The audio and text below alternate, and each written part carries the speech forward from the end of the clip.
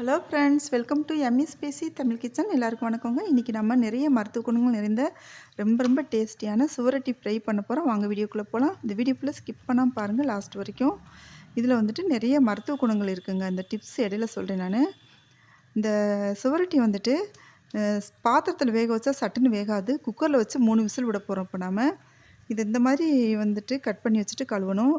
நம்ம கழுவ ரத்தம் வந்துக்கிட்டே இருக்குங்க. இதில் ஃபுல்லாக ரத்தம் தான் ஜாஸ்தி இருக்கும். அதனால் வந்துட்டு இந்த மாதிரி லைட்டாக கட் பண்ணி வேக போட்டுடலாம். குக்கரில் போட்டாச்சு. கொஞ்சமாக தண்ணி வச்சுக்கலாம். உப்பு சேர்த்துக்கோங்க.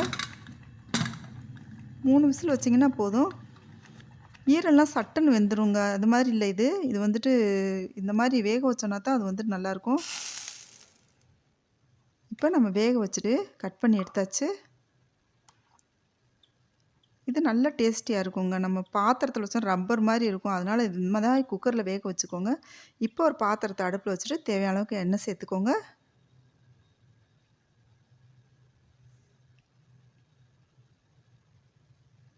இந்த டைமில் வந்துட்டு இந்த சுவரொட்டிக்கு வந்து சின்ன வெங்காயம் தாங்க ரொம்ப நல்லாயிருக்கும். இந்த மாதிரி சின்ன வெங்காயத்தை வந்துட்டு நறுக்கி பாத்திரத்தை சேர்த்தாச்சு. நல்லா கிளறி விட்டுக்கோங்க.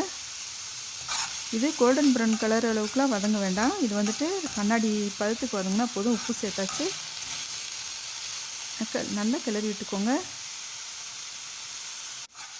இந்த சுவரொட்டி வந்துட்டு கர்ப்பிணி பெண்களுக்கு வந்துட்டு வாரத்தில் 2 நாள் கொடுத்தா போதுங்க. அந்தளவுக்கு வந்துட்டு நல்லா ரத்தம் வரும்.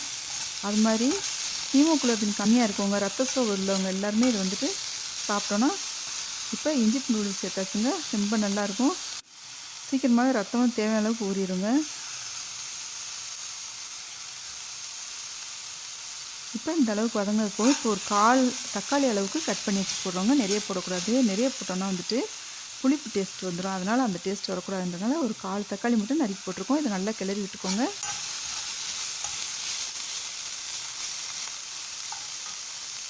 இப்போ ஒரு நீளமான பச்சை மிளகாய் நீல வாக்கில் வந்துட்டு கீறி வச்சுக்கோங்க. அதையும் இதோடு சேர்த்துக்கலாம். நல்லா கிளறி விட்டுக்கோங்க. இப்போ இந்த சுவரொட்டி சேர்த்தாச்சுங்க. அதையும் நல்லா கிளறி விட்டுக்கோங்க. நிறைய ஆயில் ஊற்ற தேவையில்லை. கொஞ்சம் ஊற்றினாலே போதும் நம்மளுக்கு இதுக்கு. குழந்தைங்களாம் என்ன தான் சாப்பிட்டாலும் உடல் வளர்ச்சி அடையாமல் இருந்தாங்கன்னா நீங்கள் வாரத்தில் 2 நாள் இது மாதிரி கொடுத்துட்டு வந்தீங்கன்னா, அப்படி இல்லை வாரத்தில் 1 நாள் கூட கொடுத்தீங்கன்னா கூட போதும். இப்போ மஞ்சள் தூள் சேர்த்துக்கலாம். 1/2 ஸ்பூன்.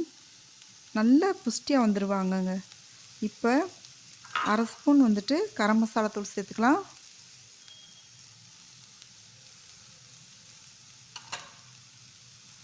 இப்போ 1/2 ஸ்பூன் சீரகத்தூள் சேர்த்துக்கலாம்.